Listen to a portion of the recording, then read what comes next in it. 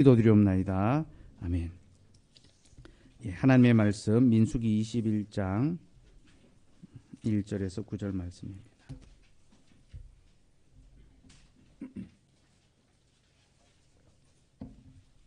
민수기 21장 1절에서 9절 말씀입니다. 하나님의 말씀을 들으십시오. 네겝에 거주하는 가나안 사람 곧 아라세 왕이 이스라엘이 아다림 길로 온다함을 듣고 이스라엘을 쳐서 그중 몇 사람을 사로잡은지라. 이스라엘이 여호와께 서원하여 이르되 주께서 만일 이 백성을 내 손에 넘기시면 내가 그들의 성읍을 다 멸하리이다. 여호와께서 이스라엘의 목소리를 들으시고 가나안 사람을 그들의 손에 넘기심에 그들과 그들의 성읍을 다 멸하니라. 그러므로 그곳 이름을 호르마라 하였더라. 백성이 호르산에서 출발하여 홍해 길을 따라 에돔 땅을 우회하려 하였다가 길로 말미암아 백성의 마음이 상하니라.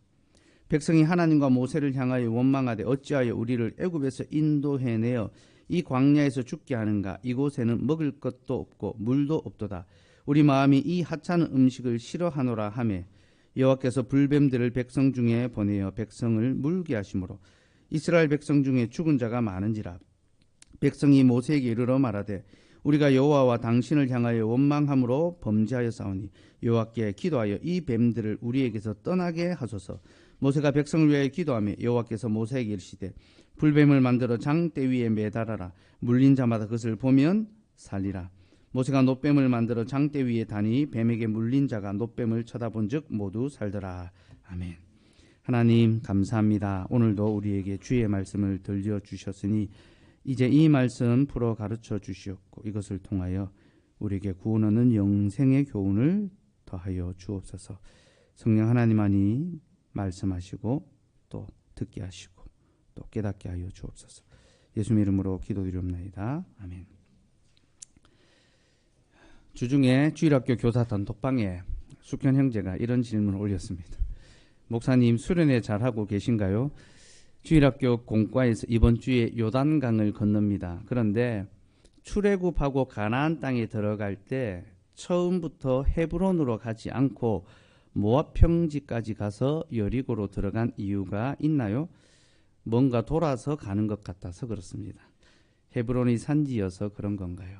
그러니까 주일학교 공과를 하는데 이제 광야 생활을 마치고 가나안 땅에 들어가는데 더 가까운 길이 있는데 왠지 돌아서 모압 땅을 통해서 이제 들어가는데 그 무슨 이유가 있습니까? 예, 질문을 했어요. 제가 아주 좋은 질문을 했다. 답을 좀 해보라. 예, 그렇게 했는데 우리 이제 창현 형제하고 다솔 형제가 이제 본인들의 생각을 나름대로 이제 올렸더라고요. 그 생각은 제가 알려드리진 않겠습니다. 어쨌든 열심히 이제 고민해가지고 이제 답을 올렸어요. 근데 정작 질문을 한 숙현 형제는 아무 답도 안 하고 이제 관망하고 있다. 사태를 관망하면서 예, 어떤 답을 하는가 이제 지켜보고 있더라고요. 제가 지금 수련회 때문에 좀 많이 바쁘니까 돌아가서 답을 하겠다라고 했고 오늘 설교가 그 답입니다. 답을 하려고 준비하다가 같이 이 말씀을 들으면 유익하겠다 싶어서 함께 이 말씀을 나누려고 합니다. 숙현 형제의 질문은 이제 광야 생활의 마지막 즈음 40년 광야 생활을 마치고 이제 가나안 땅에 들어가는데 왜 다시 조금 우회해서 가는가? 이제 그것에 대한 질문이거든요. 제가 주보에 그 이스라엘 그 출애굽 여정에 대한 지도를 넣어드렸죠. 예, 한번 참고를 한번 지도를 한번 봅시다. 자, 이스라엘 백성들이 이제 애굽에서 나옵니다. 이제 고센 땅에서 나오죠. 고센에 살다가 숫곳 또 이제 홍해를 건너서 시내산까지 내려갑니다. 시내산 찾으셨습니까? 예, 시내산 이제 동그라미를 이제 해놓으시고요. 예. 그 시내산에서 하나님과 언약을 맺고 율법을 받죠. 십계명과 율법을 받죠. 이때가 이제 출애굽한 지 한 2달 정도 될 때. 그러니까 이제 6월절에 출애굽하고 맥추절쯤에 이제 이제 시내산에 이르렀습니다. 그래서 맥추절은 율법을 받은 날이고, 그래서 예수님께서 6월절에 돌아가시고 맥추절쯤에 성령께서 오셨죠. 성령은 마음에 우리의 율법의 법을 마음에 하나님의 법을 새겨주잖아요, 그죠? 성령께서 우리에게 오셔서 맥추절에 오순절 성령 강림이 바로 이제 그 맥추절을 가리킵니다. 어쨌든 두 달쯤 지나서 시내산에 이르릅니다. 그래서 하나님의 율법을 받고 성막을 이제 제작을 합니다. 그리고 다시 길을 떠나죠, 그죠? 그래서 쭉 위로 이제 가나안 땅을 향해서 위로 쭉 올라가다가 가데스 바네아라는 곳에 이릅니다. 가데스 바네아라는 곳에 이르러서 모세가 각 지파에 한 명씩 정탐꾼을 뽑습니다. 12정탐꾼. 12정탐꾼을 보내서 이스라엘 땅 전체를 탐지하게 합니다. 40일 동안. 이 12정탐꾼이 이제 가나안 땅을 들어가서 여리고하고 그 위쪽까지 다 탐지하고 해변길로 돌아옵니다. 돌아와서 보고를 하죠. 어떻게 보고합니까? 그 땅은 정말로 젖과 꿀이 흐르는 땅이다. 12명이 똑같이 그렇게 이야기했습니다. 그런데 그 다음 말이 달랐죠. 10명은 그 땅에는 안악 자손들이 산다. 거인들이 산다. 그들에 비하면 우리는 메뚜기에 불과하다. 그렇게 이야기했고 2명만이 아니다. 하나님께서 우리와 함께 하시면 그들은 우리의 밥이다. 올라가자. 그렇게 이야기했습니다. 자, 이 12명의 보고를 받고 이스라엘 백성들이 누구의 보고서를 채택합니까? 2명의 보고는 버리고 10명의 보고서를 딱 채택해가지고 우리가 이것을 택하는 것이 더 좋다. 그렇게 합니다. 하나님께서 그들에게 약속의 땅을 주셨는데 그들은 그 약속의 땅보다도 세상의 눈, 인간적 관점으로 보고 그 약속의 땅을 거부했던 거죠. 그래서 어떻게 됩니까? 하나님께서 그들을 징계하셔서 그들로 광야의 방황을 하게 하십니다. 40년 동안. 왜 40년이죠? 그들이 정탐한 그 날수 하루를 1년으로 쳐가지고 40일을 정탐했기 때문에 40년을 광야에서 방황하게 하셨습니다. 그렇게 징계의 시간을 40년간 다 보낸 다음에 이스라엘이 다시 이제 가데스 바네아에 이릅니다. 그래서 가나안 땅으로 이제 진군하려고 올라가려고 이제 거기 모여 있는데 이제 그때 일어난 내용이 오늘 읽었던 민수기 21장 내용입니다. 자, 1절 한번 볼까요? 본문 1절. 시작. 네겝에 거주하는 가나안 사람 곧 아라세 왕이 이스라엘이 아다림 길로 온다함을 듣고 이스라엘을 쳐서 그중 몇 사람을 사로잡은지라. 자, 네겝은 가나안 남방에 있는 브엘세바 밑에 있는 땅이 네겝입니다. 이스라엘 백성들이 이제 가나안 땅으로 탁 올라오려고 하니까 네겝에 있는 이 가나안의 왕 아랏이 이스라엘을 탁 치는 겁니다. 특별히 그들이 아다림 길로 온다 하는 말을 들었습니다. 여러분, 이 아다림 길이 뭡니까? 밑에 그 설명이 있죠, 그죠? 예. 그 설명 없는 성경, 그 안 좋은 성경이라 했습니다. 그거 버리셔야 됩니다. 예. 뭐라고 나옵니까? 정탐이라고 하죠. 정탐길.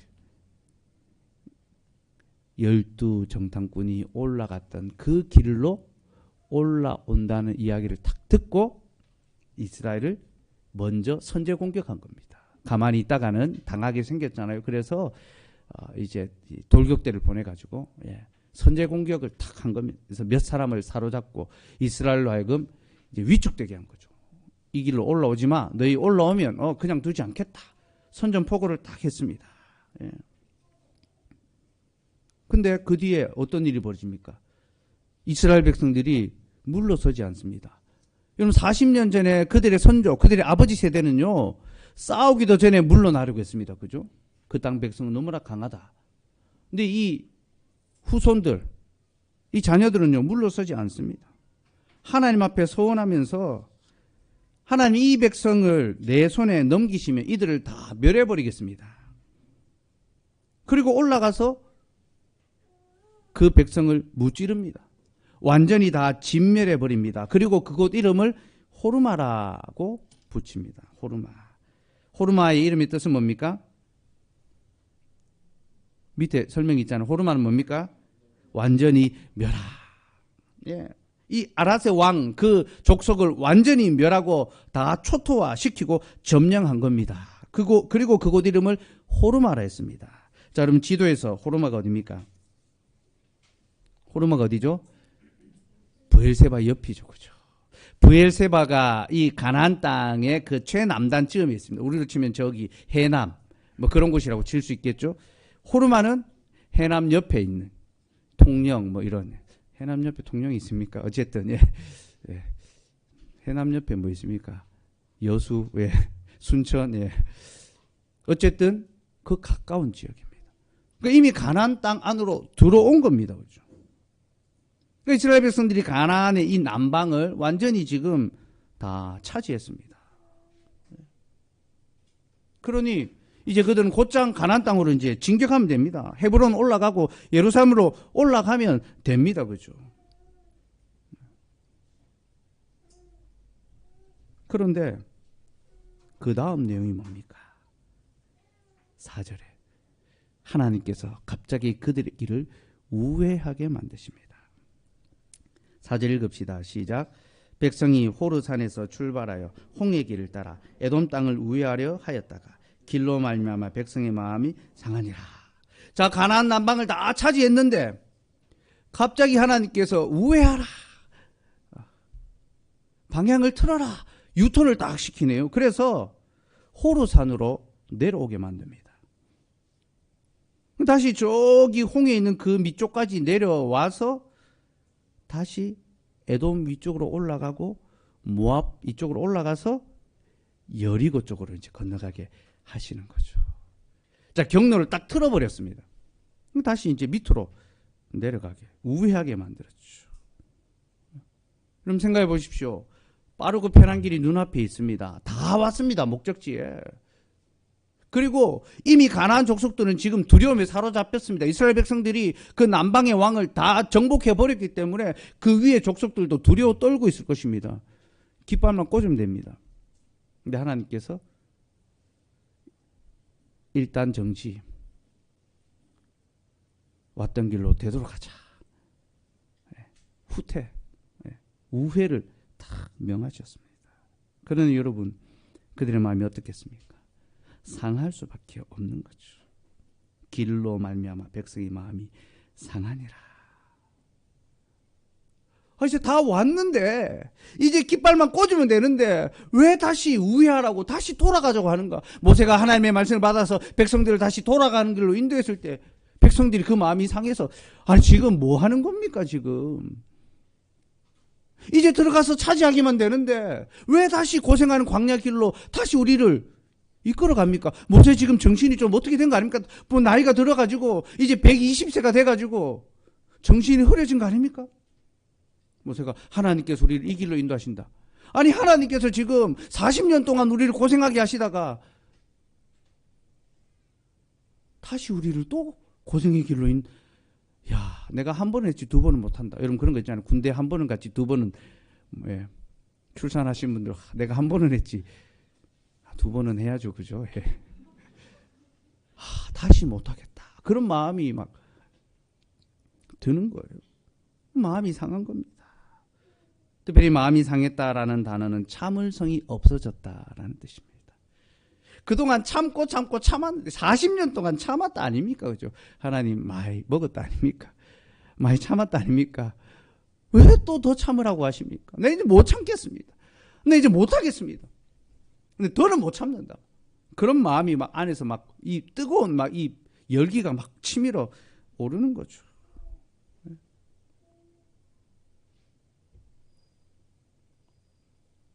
그래서 하나님을 향하여, 모세를 향하여 원망과 불평을 쏟아내는 겁니다.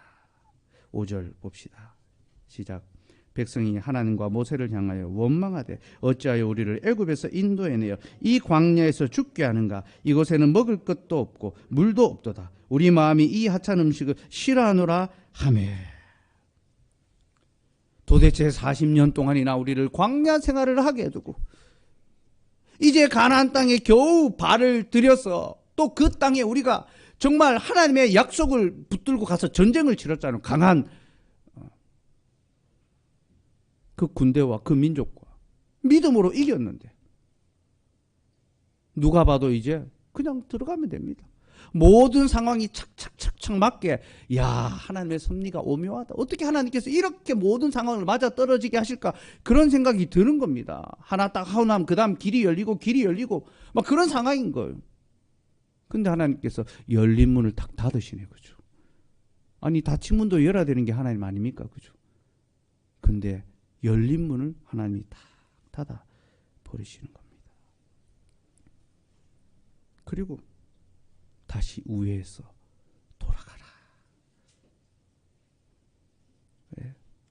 후퇴를 명하시는 거죠. 사랑하는 여러분, 하나님께서는 왜 그들을 우회하게 하셨을까요? 우리는 하나님이 하신 일을 다 알 수 없습니다. 사람은 하나님이 한 일을 다 알 수 없죠. 그렇죠? 우리는 다 이해할 수 없습니다. 우리에게 필요한 것은 순종이고 받아들이는 거죠. 근데 여러분, 우리가 하나님이 하시는 일을 다 이해할 수 없지만 받아들이는 전제 조건이 하나 있습니다. 그 하게 하시는 것이 우리에게 화가 아니라 복이다. 우리를 더욱 잘되게 하시는 것이다. 그러니까 지금은 비록 힘들고 어렵게 하는 것처럼 보이지만 하나님이 우리로 더욱 잘되게 하시기 위하여 우리를 이렇게 인도하신다라는 그 전제, 그 믿음이 있기 때문에 그 상황을 받아들일 수 있는 거죠. 그게 믿음입니다. 이성적으로는 이해할 수 없지만 하나님의 약속, 하나님의 그 인도의 그 선하심을 믿기 때문에 받아들일 수 있는 거죠. 다 이유가 있지. 다 뜻이 있어서 이렇게 하실 거야. 그렇게 믿음으로 그 상황을 받아들이고 나면요, 하나님께서 우리에게 이성적으로 그 이유를 가르쳐 주십니다. 곧 말씀과 기도 중에 우리로 하여금 왜 그렇게 인도하시는지를 깨닫게 해 주신다는 겁니다. 먼저 불평하고 원망하기 전에 일단 먼저 받아두고, 왜 이렇게 인생을 힘들게 하시고 왜 이렇게 나로 화를 있게 하시는가 이해되지 않지만 먼저 받아들이고, 그리고 말씀과 기도 가운데 주님 왜 이 길로 인도하십니까? 물을 때에 주께서 답을 주시는 거죠. 하나님께서 이스라엘 백성들을 우회시키는 이유가 무엇입니까? 신명기 8장 2절에서 3절 말씀 봅시다. 신명기 8장 2절과 3절.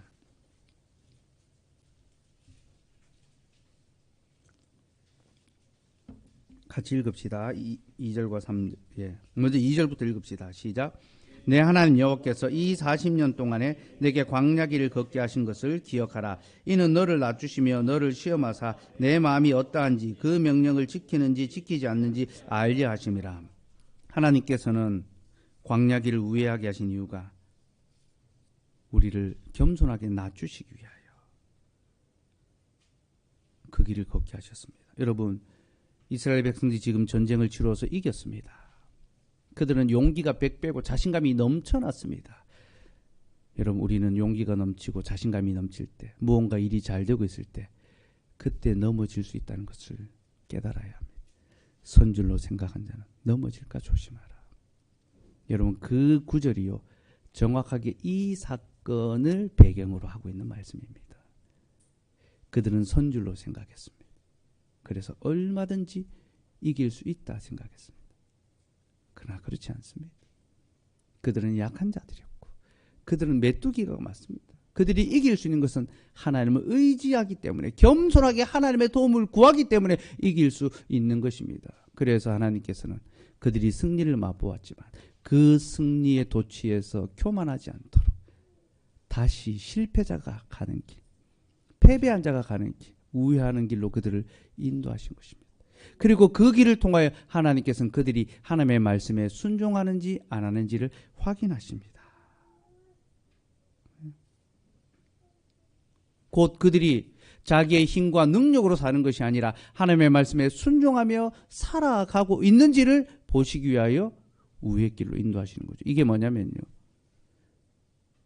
누가 봐도 편하고 빠른 길이 있는데 다른 길로 하나님이 인도하실 때, 그 길에 순종할 때에 그 사람은 자기의 계획, 자기의 생각, 자기의 능력으로 사는 것이 아니라 하나님의 말씀대로 그 말씀에 순종하며 살아가는 자인 것을 드러내는 거죠. 여러분, 우리는 다 계획이 있잖아요. 올해에 대한 계획이 있고 인생에 대한 계획이 있습니다. 사람이 그 계획을 세울지라도 그 걸음을 가시는 분은 하나님이시죠. 그 걸음이 내 계획과 다르게 진행된다 하더라도 하나님의 그 인도를 순종하며 따라가는 자가 말씀대로 살아가는 자, 하나님은 그것을 확인하시기 위하여 그들을 우회시키신 겁니다. 3절 한번 볼까요? 8장 3절 시작. 너를 낮추시며 너를 줄이게 하시며 또 너도 알지 못하며 내 조상도 알지 못하던 만나를 내게 먹이신 것은 사람이 떡으로만 사는 것이 아니요 여호와의 입에서 나오는 모든 말씀으로 사는 줄을 내가 알게 하려 하심이라. 그들을 낮추심으로 그들이 자기의 손에 힘이 아니라 하나님의 말씀으로 사는 것을 알게 하시기 위하여, 그리고 그것 때문에 만나를 주셨던 건데요. 아까 민수기 20장에서 그들이 만나를 어떻게 말합니까?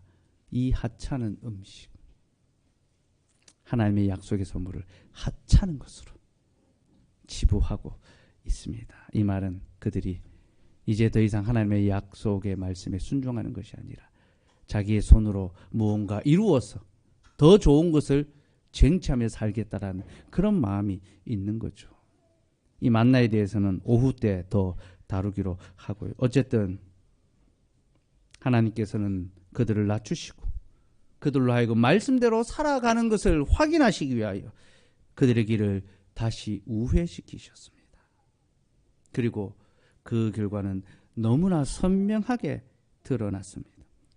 그들은 그 길로 인하여 마음이 상했으며 하나님을 향해 원망과 불평을 쏟아냈습니다. 하나님 어찌하시려고 우리에게 이런 길을 인도하시나이까? 사랑하는 여러분, 우리는 인생의 길을 가면서 때때로 많이 원망하고 불평합니다. 그렇죠? 하나님 왜 저를 이런 길로 인도하시고 왜 이런 상황에 처하게 하시고 왜 이렇게 어렵게 하십니까? 그렇게 단식하고 불평하고 원망할 때가 참 많습니다. 인생이 바로 오는 게 없거든요. 남들처럼 편하게 가는 게 없거든요. 굽이굽이 돌아가야 하고 고개를 넘어가야 하고 실패를 경험해야 하고 그런 과정들을 무수히 반복하며 살아가는 것이 우리의 삶이고 믿음의 여정이죠. 그러다 보니까 우리는 그 길에서 마음이 상할 때가 많습니다. 하나님, 왜 남들은 저렇게 편하게 빠르게 잘 가는데 저는 이렇게 어렵고 힘들게 가야 합니까? 내 인생은 왜 이 모양 이 꼴입니까? 그렇게 불평할 때가 있습니다. 그러나 여러분, 우리는 분명히 알아야 됩니다. 하나님이 우리에게 주시고자 하는 길은요, 편하고 쉬운 길이 아니라 바르고 온전한 믿음의 길입니다. 그래서 하나님께서는 우리에게 세상의 길이 아니라 믿음의 길을 보여주시고, 너는 우회하더라도 돌아가더라도 이 길로 오라 말씀하십니다. 왜냐하면 그 길 끝에는 생명과 구원이 있기 때문입니다. 여러분, 우리가 믿음의 길을 우회하더라도 하나님의 길을 걸어야 하는 이유가 무엇입니까? 그 길 끝에 생명이 있기 때문입니다. 여러분, 모든 길은요, 목적지로 이끌어 갑니다. 그죠? 우리를 목적지로 이끌어 갑니다. 그러니까 목적지로 가기 위해서 길을 가는 겁니다. 그러니까 길 끝에는요, 우리가 바라보고 있는 열매가 있습니다. 그리고 그 열매가 그 길의 가치를 결정합니다. 길을 가는 동안 얼마나 편하게 가느냐, 얼마나 좋은 길을 가느냐, 얼마나 화려한 길을 가느냐, 그게 중요한 것이 아닙니다.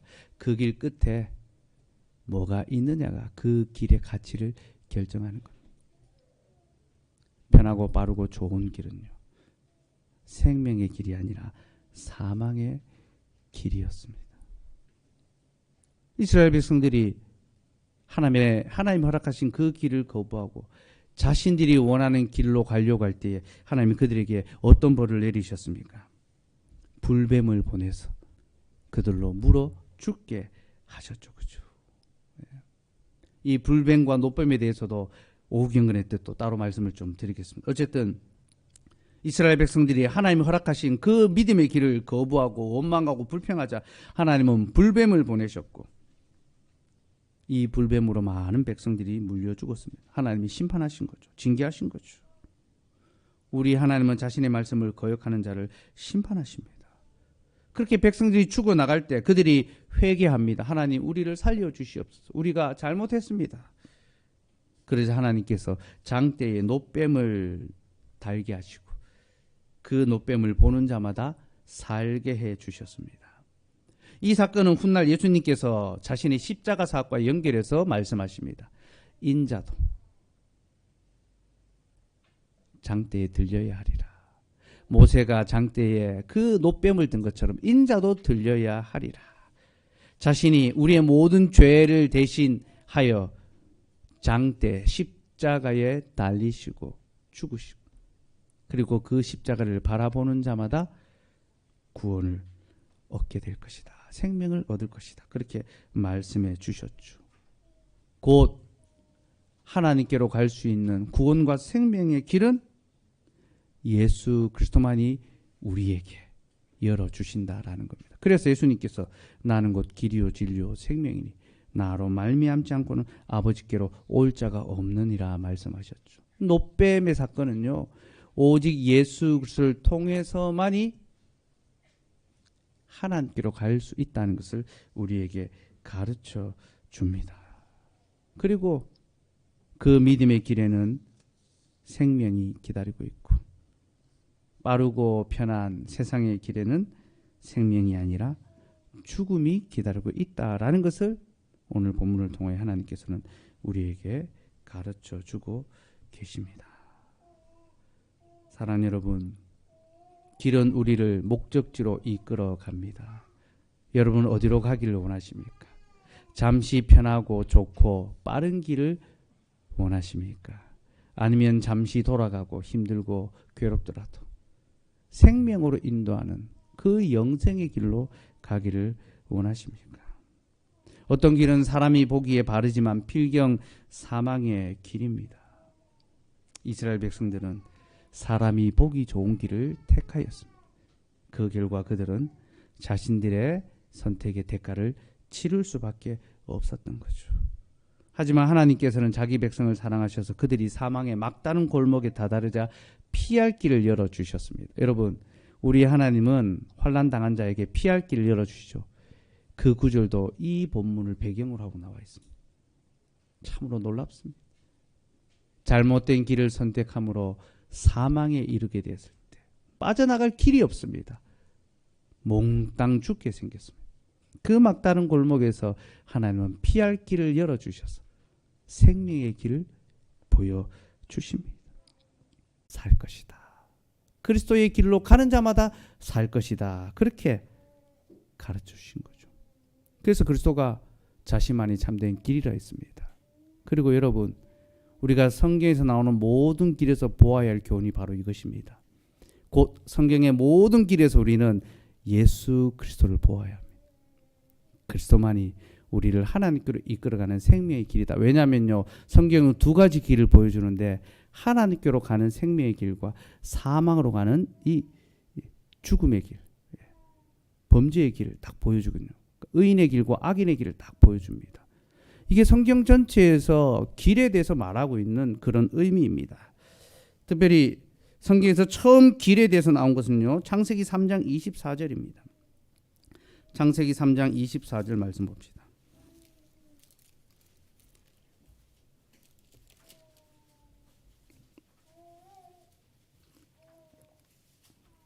같이 읽읍시다. 24절 시작. 이같이 하나님이 그 사람을 쫓아내시고 에덴 동산 동쪽에 그룹들과 두루 도는 불칼을 두어 생명나무의 길을 지키게 하시니라. 자, 여기 처음으로 길이라는 말이 나옵니다. 이 길이 뭡니까? 하나님께서 인간이 범죄하자 그들을 동산에서 내어 쫓으셨습니다. 그리고 천사들, 그룹들을 두시고 또 두루 도는 불칼, 화영검을 두시고 생명나무의 길을 지키게 하셨습니다. 곧 생명으로 가는 길이 있는데 이게 성경에서 나오는 첫 번째 길입니다. 그 길을 하나님께서 다 지키고 계시는 겁니다. 천사들을 세워서. 여러분, 에덴의 동산은 하나님을 만나는 성소죠, 그죠? 하나님께로 나아가는 길이 바로 에덴의 동산으로 가는 길입니다. 근데 하나님께서 그 길을 딱 지키고 계십니다. 왜 지키실까요? 아무나 못 오게 하기 위해서죠. 근데 지킨다라는 것은요, 모두를 못 오게 한다는 것이 아니라 들어올 자만 들어올 수 있도록 하는 것이 지키는 사역이고, 또 때가 되면 열어주는 것이 지키는 자의 사명입니다. 그러니까 지킨다라는 것은 언젠가 때가 되면 열리고 또 들어갈 수 있는 자를 분별해서 들어가게 해주는 것이 지키는 역할입니다. 여러분 그래서 뭐 문 앞에서 지키는 분들 다 그렇잖아요, 그죠? 당신은 못 들어갑니다. 여기 들어가면 물을 흐립니다. 민증 확인하고 들여보내주고 그렇게 하잖아요, 그죠? 하나님이 천사들을 통하여 그 일을 하고 있는 겁니다. 그래서 언젠가 때가 되면 그 길을 완전히 여시고 하나님께로 나아올 수 있도록 그때는 예수 그리스도를 통하여 하나님께로 가는 길이 열리는 그때를 가리키죠. 그때까지 그 길을 지키고 계시는 거죠. 그런데 그렇게 하나님께서 그 길을 지키는 동안 그 하나님께로 가는 길을 가로막고 서서 완전히 막아버리는 자가 하나 딱 나옵니다. 4장 16절 봅시다. 자, 4장 16절 같이 읽읍시다. 시작. 가인이 여호와 앞을 떠나서 에덴 동쪽 놋 땅에 거주하더니, 자, 가인이 에덴 동쪽 놋 땅에 거주했다라고 하는데요. 가인은 동생을 죽인 후에 하나님께 벌을 받죠. 그 벌은 너는 땅에서 유리하는 자가 될 것이다. 그는 땅을 방황하고 유리하는 자가 되라는 벌을 받았습니다. 하지만 그는 그 벌을 거부했습니다. 그죠? 그래서 에덴 동쪽 놋 땅에 거주했습니다. 여기서 거주한다라는 말은 눌러 앉았다 그 자리에. 거주한다는 말은 앉는다라는 그런 의미가 있습니다. 하나님은 그에게 유리하는 자가 되라 했지만 그는 그 말씀을 거부하고 땅에 털을 잡고 거기 눌러 앉아 버렸습니다. 근데 그가 앉은 땅이 어디입니까? 어디에 눌러 앉았습니까? 에덴 동쪽 놋 땅에 눌러 앉았죠. 그렇죠? 놋 땅. 에덴 동쪽의 놋 땅. 근데 여러분, 이 에덴 동쪽이 뭔지 압니까? 아까 우리가 봤던 하나님께로 가는 길이 있는 곳이 에덴의 동쪽입니다. 3장 24절을 다시 한번 볼까요? 이같이 하나님이 그 사람을 쫓아내시고 에덴 동산 동쪽에 그룹들과 두루 도는 불칼을 두고 생명나무의 길을 지키게 하시니. 자, 에덴의 동산이 있는데 그 동산의 동쪽 편에 길이 있고 그 길을 하나님께서 막고 계십니다. 근데 가인은 그 문으로 가는 동쪽 그 어기 거기에 놋 땅에 눌러 앉아서 거기 성을 쌓고 살아가고 있습니다. 뭐 하는 겁니까? 하나님께로 가는 길을 완전히 막아버리겠다. 이 길막하고 있는 겁니다. 내가 못 가니까 이제 아무도 갈 수 없어. 그 동쪽에 길을 막아버리고 성을 쌓아버리는 거죠. 그래서 누구도 하나님께로 갈 수 없도록, 여러분 그게 바로 죄의 속성입니다. 죄는요, 누구도 하나님께로 갈 수 없도록 가로막아 버리는 것, 그것이 바로 죄입니다. 그리고 바로 이것이 죄인들의 길입니다.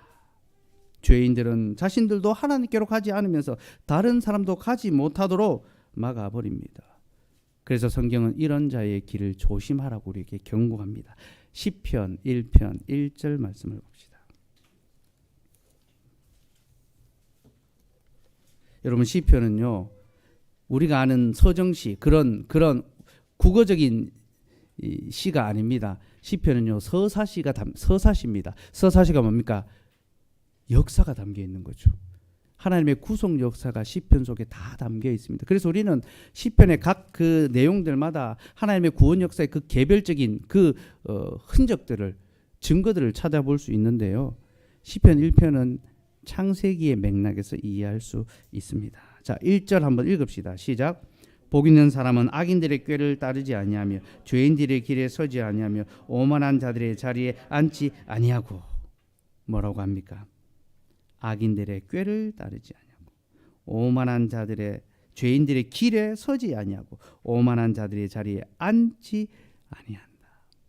이 앉지 아니한다가 가인이 놋 땅에 앉았다라는 바로 그 단어를 가리킵니다.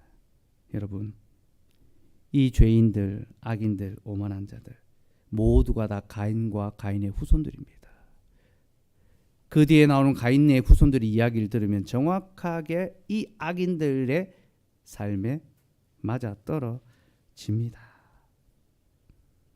그들은 다 악한 꾀를 내어 사람을 상하게 하는 자들이며 길을 가로막고 서서 사람들을 하나님께로 가지 못하도록 호리는 자들이며 사람들을 세상에 퍼질러 앉아 먹고 마시며 여기가 좋다. 이곳에서 먹고 마시고 즐기며 누리자. 영원토록 살자. 그렇게 즐기게 만듭니다. 이것이 악한 자들, 죄인들의 길입니다. 그리고 그 길 끝에 무엇이 있습니까? 6절을 봅시다.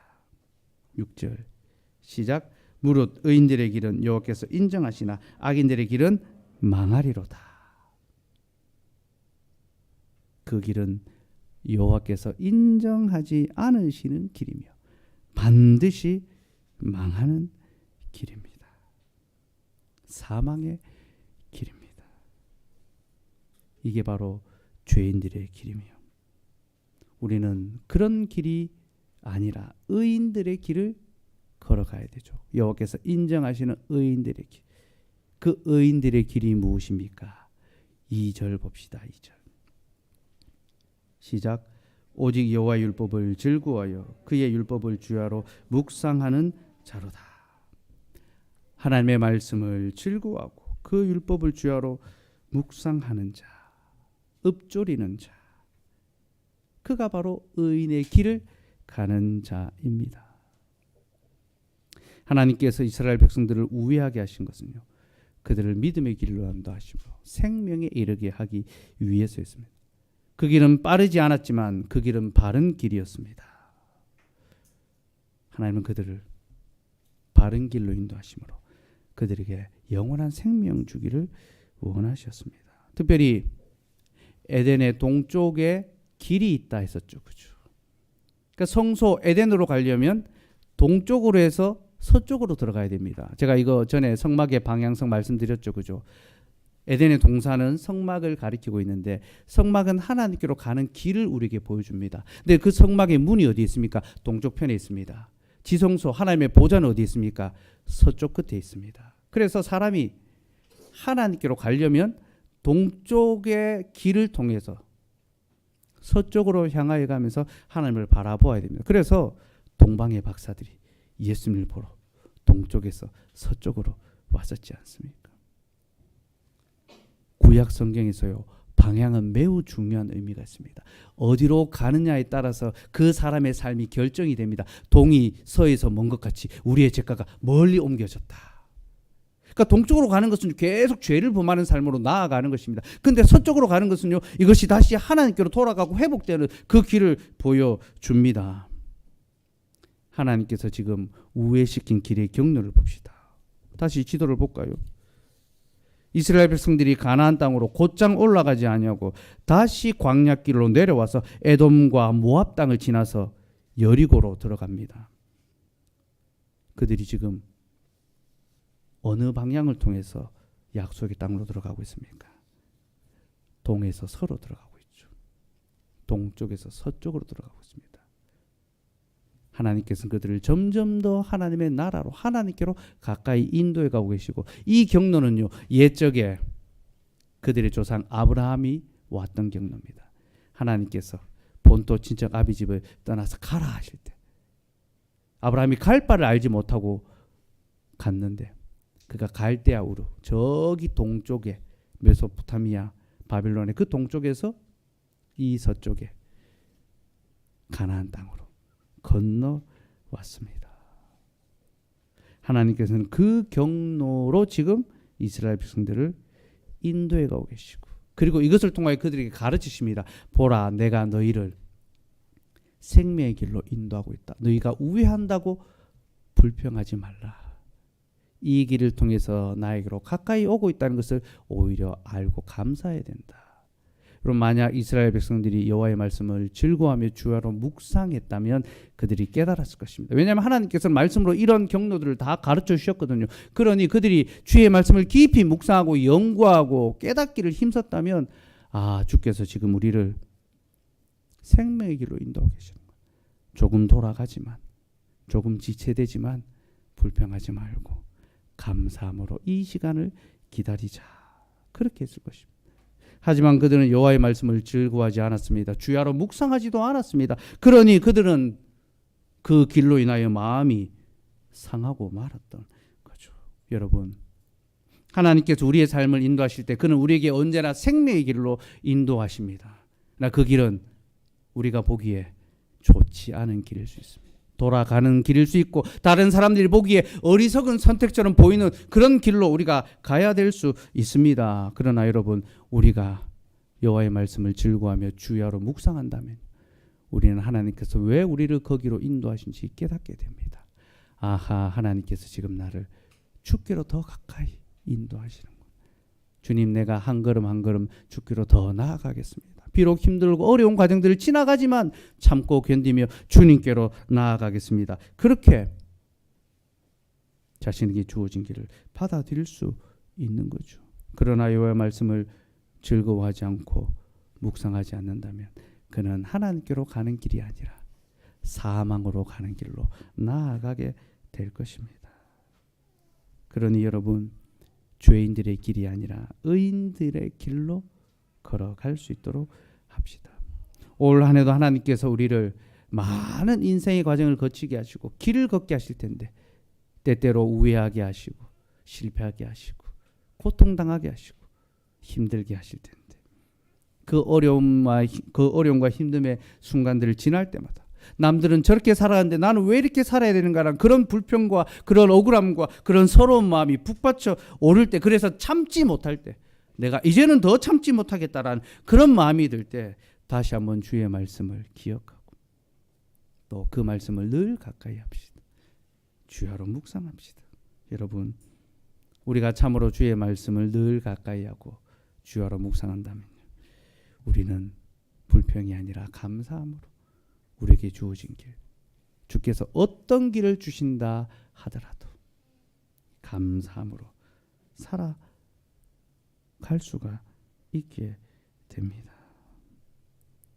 우리가 올해도 그렇게 주의 말씀을 가까이 함으로 하나님께로 가까이 가고 동에서 서로 주의 집으로 가까이 나아가고 예배의 자리로 가까이 나오고 약속의 말씀으로 점점 더 가까이 나아갈 수 있는 그런 우리가 되고, 올해도 우회 많이 하고 많이 돌아가고 많이 실패하면서 하나님을 찬송하며 살아가는 저와 여러분 되기를 소원합니다.